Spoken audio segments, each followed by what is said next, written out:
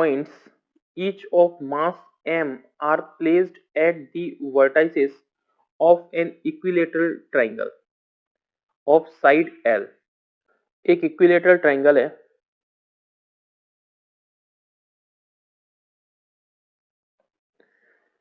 इसके हर एक वर्टाइसेस पर मास दे रखा है m है। मैं मान रहा हूं ये A पॉइंट है, ये B पॉइंट है और ये C पॉइंट है। यहां पर ये जो वर्टाइसेस है, इस वर्टाइसेस पर मास m दे रखा है, इस पर भी मास m है और इस पर भी मास m है। What is the gravitational field and potential due to three masses at the centroid of the triangle? Suppose इस ट्राइंगल का सेंट्रोइड ये रहा, इस सेंट्रोइड से मैंने ये सेंट्रोइड से पास करा करके एक लाइन खींची जो कि एंगल बाइसेक्टर है। इस सेंट्रोइड से पास होकर के एक लाइन जाएगी जो कि इस वाले एंगल की बाइसेक्टर है, और यहां से होकर के फिर एक लाइन खींची जो इसकी बाइसेक्टर है। मींस अब यहां पर मैं देखूं तो ये वाला सेंट्रोइड है जिसे मैंने मान लिया O पॉइंट। इस सेंट्रोइड से OB की डिस्टेंस, OA की डिस्टेंस और OC की डिस्टेंस, ये तीनों ही डिस्टेंस इक्वल होगी। तो मैं इसे लिख रहा हूं OA is equals to OB is equals to OC। यहां पर मैं इन पॉइंट्स को नाम दे रहा हूं। सपोज ये वाला पॉइंट है कितना D, ये वाला पॉइंट कितना है E, और ये वाला पॉइंट है F। तो यहां पर OD, OE और OF इनकी डिस्टेंस भी सेम होगी। Means OD is equals to OE is equals to OF होगा। ये अगर एंगल बाइसेक्टर है तो ये वाला एंगल कितना हो जाएगा? एक इक्विलेटरल ट्रायंगल का एंगल होता है 60 डिग्री, तो ये वाला एंगल कितना बचेगा? ये वाला एंगल होगा 30 डिग्री। कैलकुलेट क्या करना है? Calculate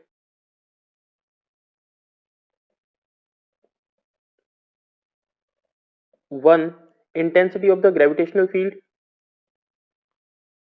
intensity of gravitational field जिसे डिनोट करते हैं अपन ई वेक्टर से। सेकंड, डिटरमाइन करना है ग्रेविटेशनल पोटेंशियल,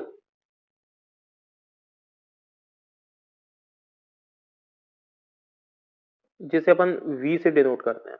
अब intensity of the gravitational field को कैलकुलेट करने के लिए सबसे पहले दो ग्रेविटेशनल पॉइंट्स के बीच में मुझे एंगल पता होना जरूरी है। मींस एक चीज देखो कि ये जो ग्रेविटेशनल फील्ड होगी, मींस O और A के बीच में जो इंटेंसिटी होगी वही इंटेंसिटी O और B के बीच में होगी, क्योंकि इन दोनों साइड्स की लेंथ सेम है और मास भी हर एक वर्टाइसिस पे सेम है, और वही इंटेंसिटी OC की होगी, राइट। तो ये जो इंटेंसिटी है, इस इंटेंसिटी को मैं मान करके चल रहा हूं intensity E vector along OA is equals to E vector along OB is equals to E vector along OC, right. ये तीनों इक्वल होंगे। तो E वेक्टर कितना होता है? E वेक्टर का फॉर्मूला हम जानते हैं। E vector means intensity of the gravitational field is equals to आता है G M अपॉन डिस्टेंस का स्क्वायर। डिस्टेंस कितना हो जाएगा? अगर OA के अलोंग निकालूंगा तो कितना आ जाएगा? OA। OA के अलोंग अगर मैं इसे निकालूंगा तो डिस्टेंस का स्क्वायर कितना हो जाएगा? OA। सेंट्रोइड से मैं इसे लिख रहा हूं OA का स्क्वायर, ये बराबर हो जाएगा G M, ये स्मॉल m है, अपॉन O B का स्क्वायर बराबर हो जाएगा G M upon O C का स्क्वायर। ये तीनों के स्क्वायर बराबर हो जाएंगे। अब इसे कैलकुलेट करने के लिए इसे OA, OB और OC की वैल्यू मुझे पता होना जरूरी है। तो ओ ए की वैल्यू मैं डिटरमाइन करूंगा, ओ बी की वैल्यू उसके इक्वल होगी, ओ सी की वैल्यू, ये तीनों ही इक्वल होंगी। तो मैं डिटरमाइन कर रहा हूं ये वाला एंगल कितना है 30 डिग्री, ये वाली साइड्स उसने दे रखी है, ये टोटल लेंथ कितनी है एल है, ये वाली लेंथ है एल, तो ये वाली डिस्टेंस कितनी बचेगी, ये वाली हो जाएगी एल बाई टू, और ये भी कितनी हो जाएगी एल बाई टू, राइट। तो बी डी की डिस्टेंस कितनी है एल बाई टू। मैं यहां पर एक काम कर रहा हूं, मैं cos 30 डिग्री लगा रहा हूं। cos 30 डिग्री क्या होगा, cos 30 degree is equals to base upon hypotenuse. Base कितना है बी डी, ये देखो बेस है बी डी, हाइपोटेनियस है ओ बी, मैं बेस अपॉन हाइपोटेनियस रख रहा हूं, B D upon O B. यहां से O B is equals to determine होकर के आएगा, बी डी की लेंथ दे रखी है L by two, L by two upon cos 30, cos 30 की वैल्यू कितनी होती है रूट 3 बाई टू, तो यहां लिख रहा हूं मैं L by two upon root 3 by two, ये 2 से 2 कैंसिल आउट हो जाएगा, यहां बच रहा है एल अपॉन रूट 3। तो ओ बी की वैल्यू मेरे पास कितनी आ गई एल अपॉन रूट 3। जो ओ बी की लेंथ है, देखो जरा, ओ बी, ओ ए, ओ बी और ओ सी ये तीनों इक्वल है, तो मैं इसे लिख सकता हूं is equals to O A is equals to O C. अब देखो जरा डायग्राम को, इस डायग्राम में दे रखा है कि अगर ये इक्विलेटरल ट्रायंगल है तो ये वाला एंगल होगा 60 डिग्री, ये भी 60 डिग्री होगा, और ये वाला एंगल भी 60 डिग्री होगा।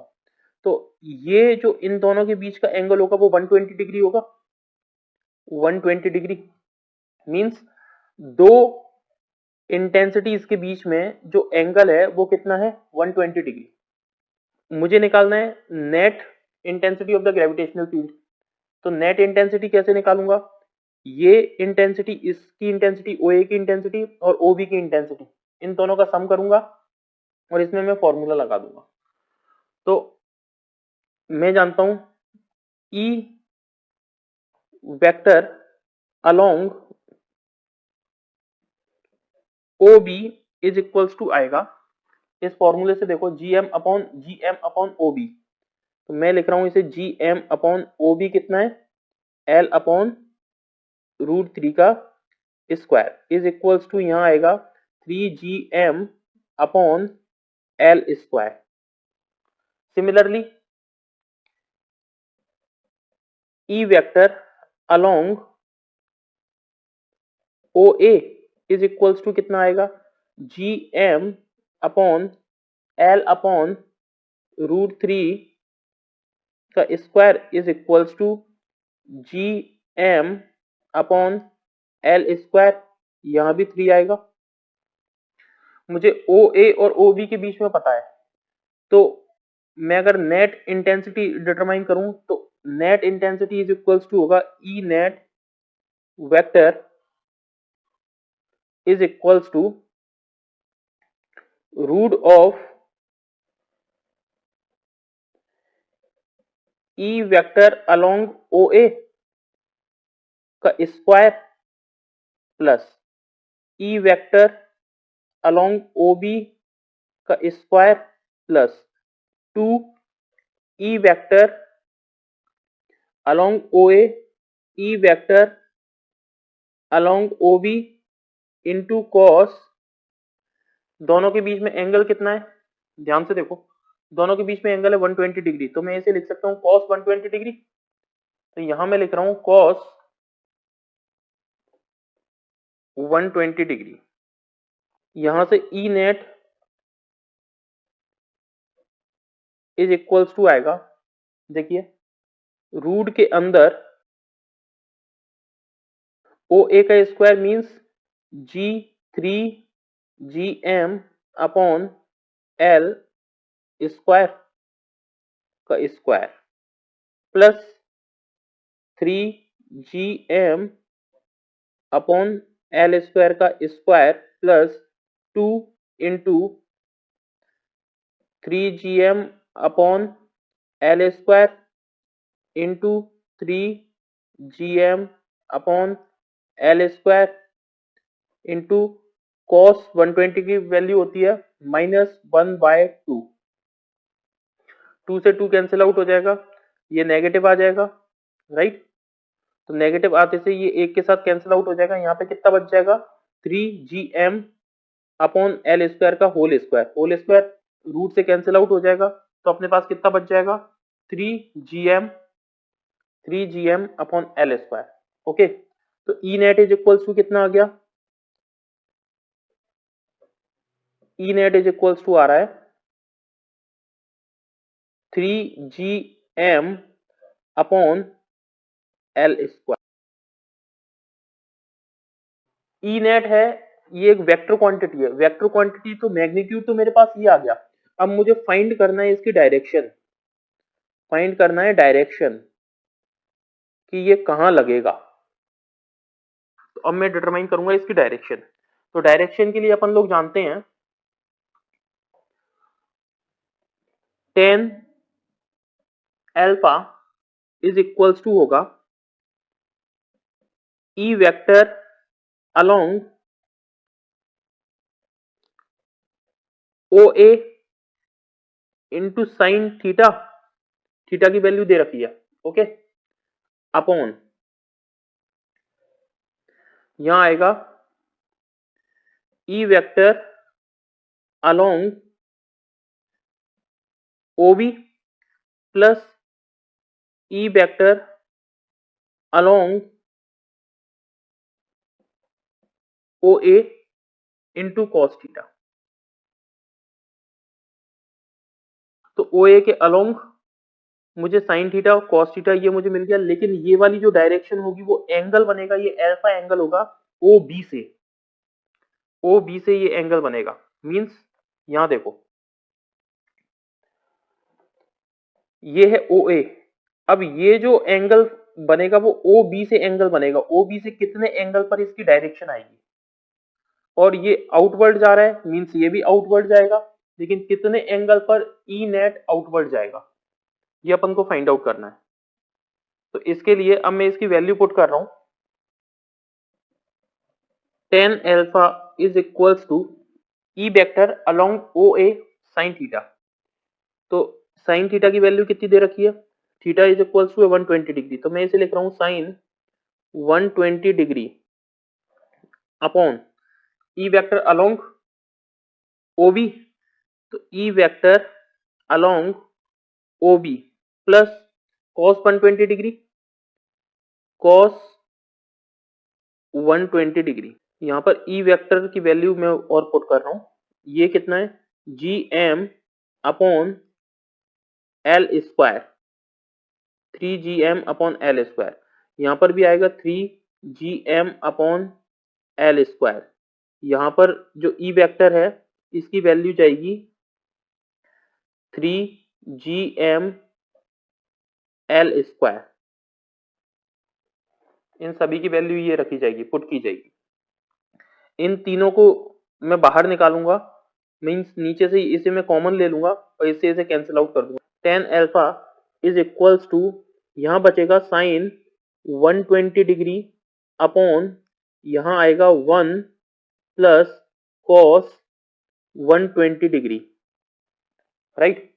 साइन 120 डिग्री की वैल्यू कितनी होती है, tan alpha is equals to sine 120 degree की वैल्यू होगी √3/2 अपॉन 1, इसकी वैल्यू होती है -1/2, -1/2। तो इसे अगर मैं सॉल्व करूं तो इसकी वैल्यू आ रही है √3, means tan alpha is equals to √3 कितने पे होता है, अल्फा इज इक्वल्स टू आता है 60 degree.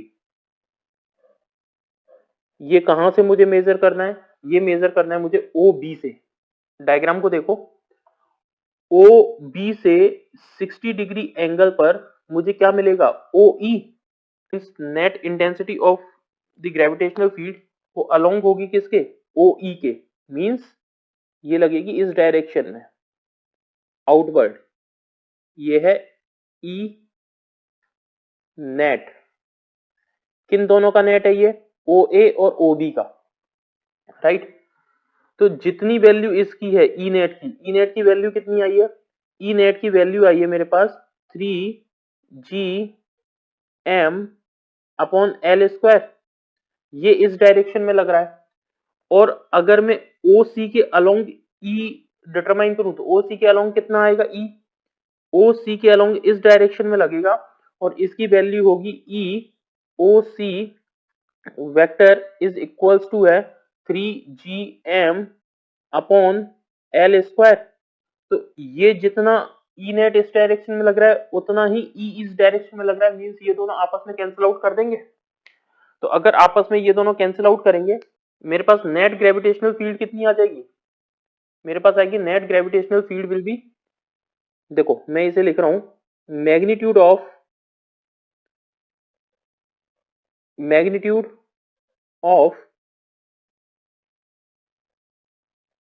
E net along O F is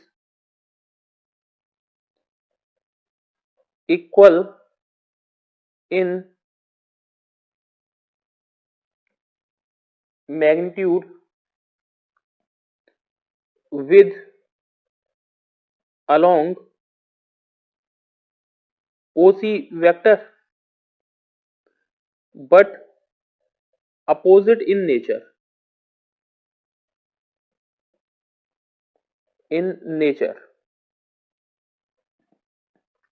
Therefore net gravitational field will be net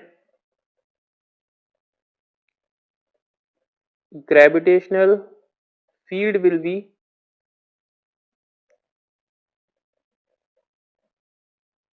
zero.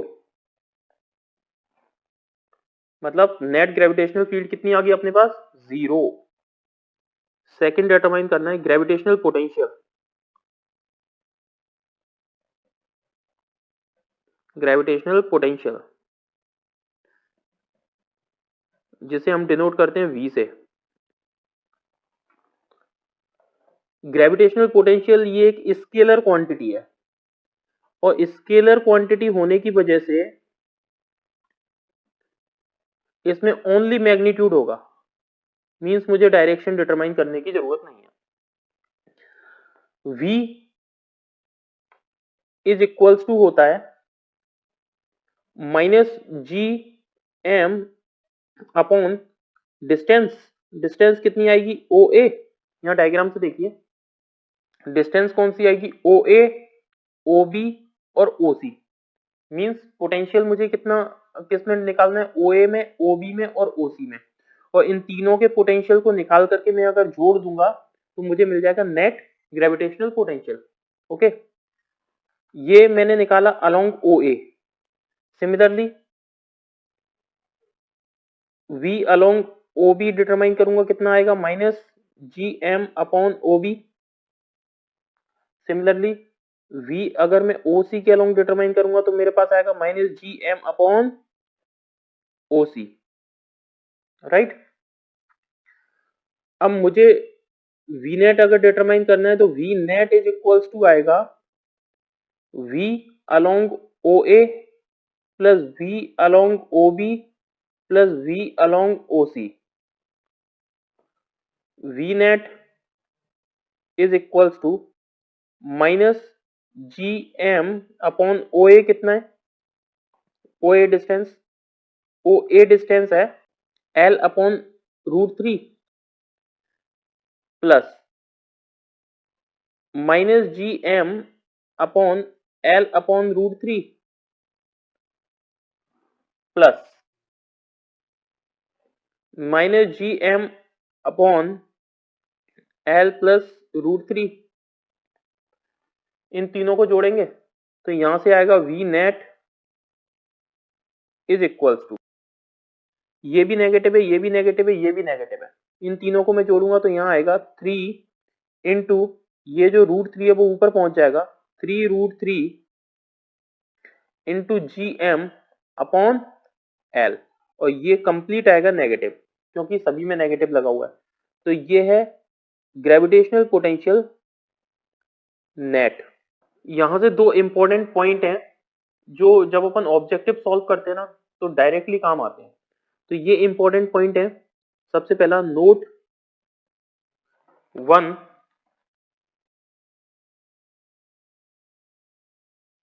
इसे लिखो 3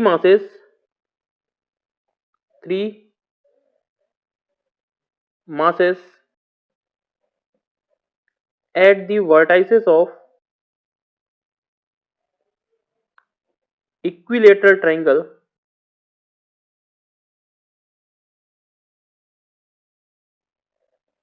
gives the intensity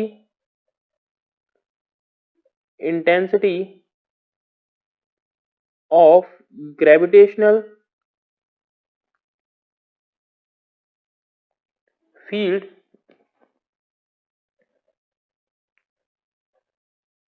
at centroid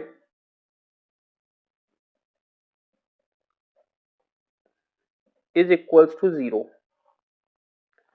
and resultant of gravitational potential at centroid resultant of gravitational potential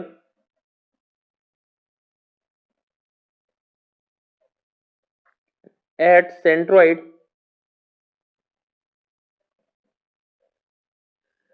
V is equals to -3√3 gm upon L। इन दोनों ही इन दोनों पर based हमेशा direct question आते हैं। जब आप वैल्यू पुट करोगे तो सीधा आंसर मिलेगा आपको। तो ये ऑब्जेक्टिव्स में, नीट में और आईआईटी में काफी पूछे जाते हैं, इसलिए इसके रिजल्ट्स को याद रखना। Thank you.